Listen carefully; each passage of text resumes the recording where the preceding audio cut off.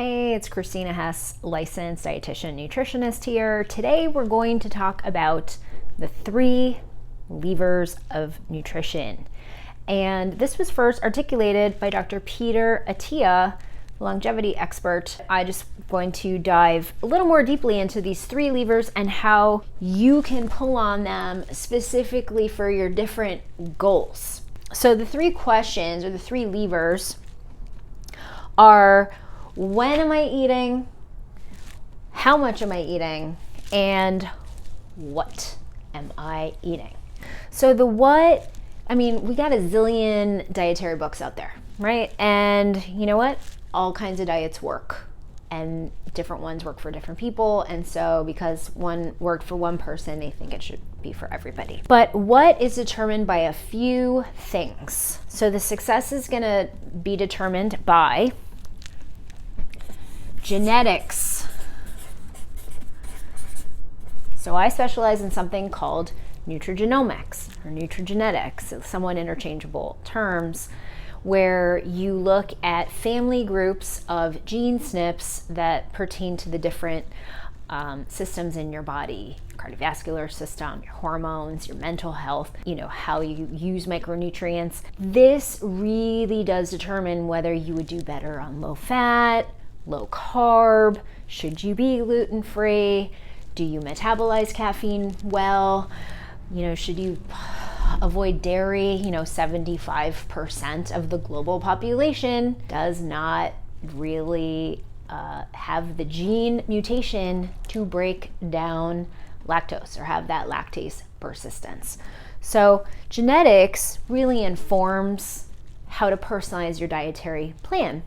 On top of this, you've got your own microbiome, and things like medicine, stress will affect the quality of your microbiome and whether you have a higher intestinal permeability and maybe need to do some kind of restoration plan of that microbiome, which then also may affect hormones and other like especially insulin. This leads to also food preferences, but also food intolerances. Do certain foods irritate you? Even if it doesn't show up in the genetics that this is very, very broad scope, you may have developed an intolerance to something that you've eaten over and over and over again because you have higher intestinal permeability. So figuring out the what, then you can do a boatload of lab testing. You can wear a continuous glucose monitor to see how your blood glucose responds to certain foods. This is how you get dialed in to your what. Right? You have to kind of look at this very holistically. If you really, really care and you're not looking for a shortcut, you're going to start kind of diving more deeply in a sort of like a functional way and ask yourself this question so that you're not spinning your wheels. I, for example, went vegan years ago, and I ended up fracturing a couple of bones. And later, when I got into nutrigenomics, I learned that I don't convert vitamin A from plant sources, and I learned that I don't convert omega-3 very well from plant sources. So I made a terrible vegetarian, let alone vegan, and I ended up with micronutrient deficiencies. I also have a very high requirement for protein, and that's just my profile. So these are questions, these are things that are worth investing into if you're really, really curious and you're confused and you're not getting results. So let's talk about the when. So when should I eat? There is, speaking of genetics, there's a gene, a melatonin receptor gene, MTNR1B, that has really been linked to elevated blood sugar and diabetes, ultimately type 2 diabetes, if you eat too late at night. So for some, eating too late at night when sort of metabolism is starting to slow down, get you prepared for bed, is going to be a disaster regardless of the calories. There have been plenty of newer studies, I wouldn't say plenty, but a handful of studies on something called early time restricted feeding, or ETRF for short, which is about finishing earlier in the day. So even in a same caloric group where one group ate their food in a 12-hour span and the other in a much shorter 6-hour span, ones that finished all the same calories and same dietary protocol but finished earlier had 30% greater weight loss. So for some people, they're going to have a very wonderful response to different eating windows and different time restrictions if, again, weight loss or fat loss is the goal. At minimum, people should probably follow a 12-12 eating and fasting pattern in a 24-hour day. But the average American only goes 9 hours without eating. That means folks are eating all the way up until bedtime and then getting up and eating. And really, they'd get a better result if they flipped that and spent only 9 hours eating and 15 hours of not eating. What are some of the benefits? Digestive rest and assimilation, and also less of an insulin response. Every time we eat, our body sends out insulin to deal with that food. This would help us be more insulin sensitive and avoid type 2 diabetes down the road. So let's get into calories. So how do calories get calculated? There's really not the perfect way to calculate for this. Basically, you would take your basal metabolic rate, your BMR, and multiply this by activity. Now, activity gets a little complicated. It includes something called NEAT, non-exercise activity thermogenesis. So that would be like all the steps you take in a day, just walking around. You'd want to take more steps and just be more active. People actually tend to burn more their NEAT just by going grocery shopping and walking their dog and, you know, running around on the weekend, as opposed to even going to the gym for an hour and then sitting on their butt in their job, which is amazing that you can burn more thanks to NEAT on a weekend where you're not doing that. The more activity you do, then the more calories you're going to burn. It's like if you are a Mini Cooper and your gas tank's not that big, but you run around more than the big truck, even though the truck can take more gas, but the truck is sedentary sitting in the driveway, that Mini Cooper is going to need to be filled up with more gas. There's sort of like 3 ways of thinking about the calories. You're either in a deficit, which is required for fat loss. You're in maintenance. In maintenance, you're maintaining your weight, right? You're not gaining weight, you're not losing weight. You're maybe recompositioning, depending how active you are. And then there's a surplus, where in a surplus, you can build muscle, but you will also, this is kind of for gaining, and you're also likely to gain fat.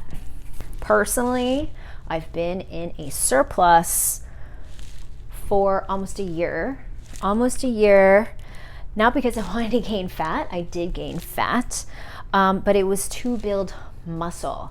I had lost a lot of muscle after breaking an ankle in 2019. I have really wanted to work hard on recomping, and it's much easier to do a recomposition within a surplus, but just by focusing on building muscle first and then going into a deficit to shed the fat. And how you go into the deficit, if you count macros, you also may remove certain foods because they don't agree with you, and that's going to be up to you. So this is the very basic concept of how to follow the 3 levers. Now, if you are really trying to lose weight, ideally, I think of caloric restriction like coming in and landing a plane gently, right? Like you don't want to crash land a plane. Let's say, I'm going to take myself as an example. My calories are currently at 2,500 and I'm doing very high protein. My protein is 150 to 185 grams per day. Protein is a requirement for building muscle, and ideally you're getting at least 1 gram per pound of ideal body weight. You may need more for you're really trying to optimize or just feel more satiety, okay? So protein is going to help you feel satiated and keep you from overeating. So if you prioritize it, it's really going to crowd out a lot of junk and keep you from really, being naughty. If you start at 2,500, but you're feeling impatient and you drop all the way, let's like a lot of dietary plans out there, like cookie cutter things will say, oh, eat 1,200. Well, this is I feel like you're crash landing the plane. Your metabolic rate is going to tank. It's gonna adapt very quickly, and then the weight loss would just stall out pretty quickly. So that's not how you want to diet down when you're thinking about reducing your calorie intake.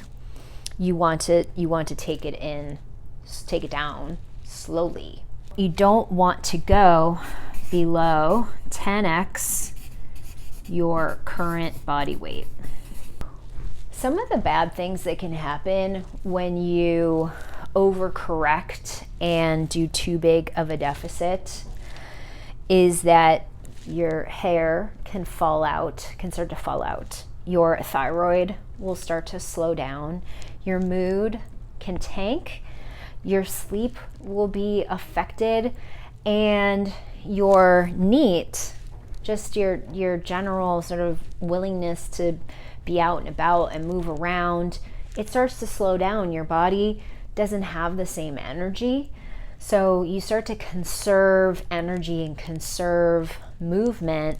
And when NEAT tanks, then your energy expenditure is tanking. If you start to feel like your hair is falling out and your nails are getting brittle and you're on sort of like a pathway to disaster, you need to bring your calories back up. This is too much of an overcorrection in a deficit. It's actually better for you to do a much smaller deficit and increase your NEAT, increase your activity. But your best metabolic friend will be your muscle. A lot of folks argue about, and I don't know the answer to this, okay, how many more calories exactly muscle burns. But let's say an extra pound of muscle gives you an extra 50 calories a day. Well, if you add 10 pounds of muscle to your body, you can take up your maintenance calories by 500 and eat an extra 500 calories. So muscle is very metabolically expensive tissue in the body, but it is your best longevity organ that you have. So there is value, and I'm really speaking to the ladies out there who are watching this. It is not fun to go on a weight gain program. Your clothes don't fit, you don't look as good, your confidence tanks. I'm speaking from personal experience. But the value of having that extra muscle is one, like when you do lean back down, you're gonna look so much better. You're just gonna be metabolically healthier, and you're not gonna be frail. And then as you keep doing doing a build and lean out cycle, you start looking better and better as you age, as opposed to worse and worse. So if you do a proper gain cycle, you don't have to exponentially gain a boatload of weight, but you want to be intentional about it and find yourself a good coach who can help you reverse diet properly. And if you want to learn more about how not to reverse diet, you can watch my video about that. So this is just simple explanation on the 3 levers. If you liked this video, please hit that like button, subscribe to my channel, and keep bringing you more helpful content and tips. Stay healthy, friends.